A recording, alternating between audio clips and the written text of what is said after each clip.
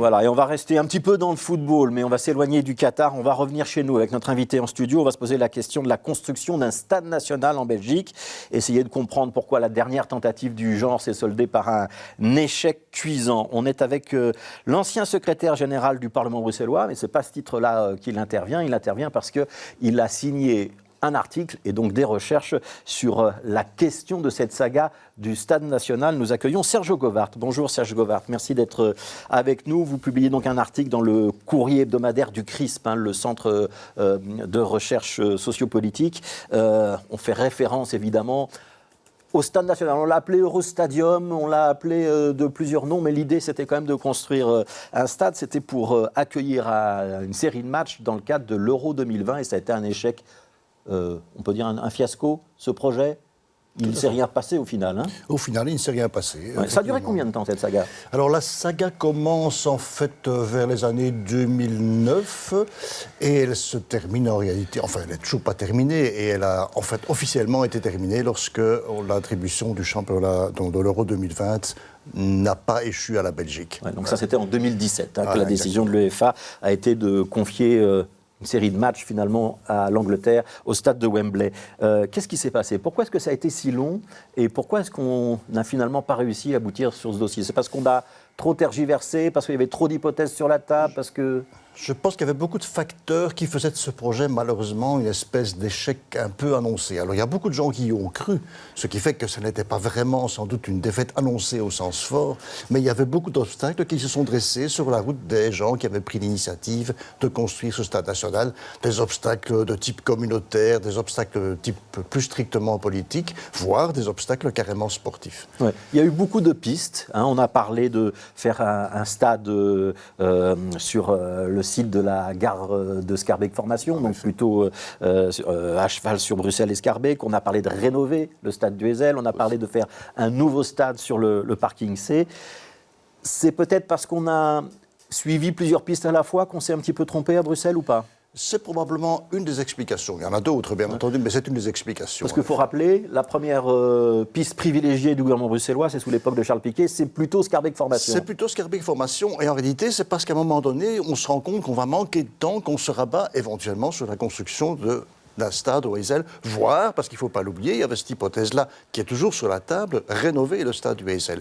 Et en réalité, Charles Piquet, sous le gouvernement de Charles Piquet, l'hypothèse de construire un stade sur le parking C n'était défendue que par le ministre des Finances du gouvernement, à savoir Guy Van Engel. Voilà, et c'est finalement l'hypothèse qui deviendra l'hypothèse de travail privilégié des autorités bruxelloises. Ce sont surtout les autorités bruxelloises qui ont porté ce dossier. Ça veut dire que un stade national, si on emploie ce mot-là, mais on a préféré l'appellation Eurostadium, oui. Ça n'intéresse pas le fédéral ? En réalité, si on voit comment ça a évolué dans le temps, en effet, on peut s'interroger sur l'implication du fédéral dans ce dossier. Bien sûr, il s'est plus ou moins impliqué dans l'affaire, puisque c'était la Belgique qui devait forcément déposer la candidature de Bruxelles.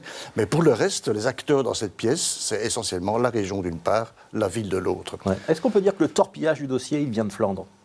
Alors, c'est en partie vrai. C'est en partie vrai, mais ce n'est pas nécessairement pour des raisons linguistiques ou communautaires. Il y a effectivement cet élément-là qui joue. Il est clair qu'il y a des partis qui ne voient pas d'un bon œil la construction d'un stade, entre guillemets, national. Le mot national leur donne probablement déjà des boutons. Évidemment. Avec une petite particularité, quand on parle du parking C, c'est un terrain qui appartient à la ville de Bruxelles. On est à côté du Heysel, mais on est sur la commune de Grimbergen, voilà. Et donc les permis devaient être délivrés par des autorités flamandes, que ce soit le permis d'environnement, le permis unique, comme on l'appelait ça à l'époque, ce sont soit des administrations de la région flamande, soit de la province du Brabant flamand qui devait statuer, voire la commune de Grimbergen. C'est là que ça a coincé ? Évidemment, c'est le premier élément qui a fait coincer le dossier, c'est qu'il fallait forcément, ce terrain appartenait certes à la ville de Bruxelles, mais il était situé sur la commune de Grimbergen, qui elle-même, d'ailleurs, dès le début, était très très réticente à l'idée de voir un stade se construire comme ça sur son territoire. Ouais, c'était une erreur de privilégier ce Alors, est-ce que c'était une erreur ? Je n'en sais rien. À l'époque, le ministre-président, qui était devenu Rudy Vervoort, parce que c'est ce gouvernement-là qui a pris la décision de construire le stade sur ce parking, il a dit que les contacts avaient été pris, que les autorités flamandes étaient au courant. Donc, il avait peut-être des assurances au moins verbales, mais ces assurances se sont révélées extrêmement fragiles. Alors, je voudrais qu'on essaye d'analyser un petit peu ce qui se cache derrière ce dossier. D'abord, vous avez fait un petit peu œuvre d'historien. Vous allez, pour cet article, relire toute une série de déclarations dans les parlements, des déclarations à la presse, toute une série de choses. On va peut-être voir une photo, si vous voulez bien. Je vais voir si vous reconnaissez cette photo. C'est à quel moment, ça, d'après vous? Attendez. Alors, elle est là en grand écran, sur la droite. Sur la droite. Alors, c'est la présentation de la maquette de Oui, l'Eurostadium. Exactement, c'est la présentation de la maquette de l'Eurostadium. Ouais. Et je vois, mais je vois mal parce qu'il y a une lumière qui malheureusement m'empêche de voir bien clairement. Mais je suppose qu'il y a notamment sous cette photo Alain Courtois. Oui, Alain Courtois, Voilà. effectivement, à droite, Voilà. costume gris. Et on voit aussi M. Geisels, qui est le patron de Guelamco. Voilà, qui était l'entreprise qui allait construire ce fameux stade. Alors ça, c'est peut-être important de préciser. La position du gouvernement bruxellois, c'était de dire on construit un stade, mais ce ne sont pas les pouvoirs publics qui vont le payer. Mais non, Est-ce que c'est réaliste? Est-ce que c'est réaliste? C'est-à-dire que le problème d'un stade, c'est que ça coûte extrêmement cher et les finances publiques ne sont pas en très très bon état. Oui, donc, on parle de dizaines de millions quand même. Voilà, donc en effet, la construction d'un stade, manifestement, c'est un réel problème. Ah ben là, si on veut que ça ne coûte rien aux contribuables, la question c'est qui va payer, naturellement. Alors c'est le promoteur, en l'occurrence, qui s'engage dans ce cas-ci par le biais d'un bail amphithéotique qui ne coûte rien et qui s'engage à lui-même construire le stade à ses frais. Mais ce n'est évidemment pas la vérité absolue, parce que pour construire un stade, en particulier dans le cadre d'un marché public comme celui-là, il y a des frais d'avocat, des frais d'études et des choses comme ça que forcément le contribuable finit par payer. Donc il y a eu quelques millions qui ont été dépensés. Oui. Le modèle économique, ça veut dire que c'est un stade avec un promoteur Oui. qui loue son stade à un club résident Voilà. pour des manifestations sportives, pour des manifestations culturelles, des grands concerts de ce genre-là, éventuellement un complexe de bureaux à côté, c'est ce qui était dans le projet de Guelamco. Exactement. Ça aurait pu être viable financièrement? Sans doute ça devait l'être. Je ne pense pas qu'un promoteur engage ses billes dans un projet comme cela s'il ne pense pas que ça va être rentable. Mais le problème, c'est qu'il fallait en effet trouver un club président.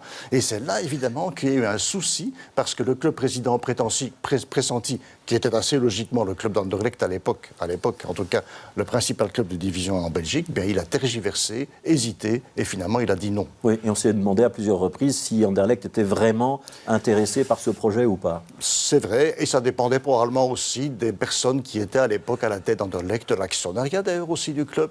Mais il est clair que c'était une hypothèse qui a été tout un temps sur la table, notamment parce que le stade dans lequel joue le club d'Anderlecht était trop petit. Ouais. Alors, est-ce que c'est un dossier emblématique pour vous, Serge Govard, de la difficulté d'abord de gérer des choses ou des grands projets en Belgique quand toutes les entités ne courent pas dans la même direction? Ça veut dire oui, ça veut dire qu'il est effectivement très compliqué en Belgique, singulièrement à Bruxelles, je dirais d'ailleurs, parce qu'il ne faut pas oublier cette dimension-là.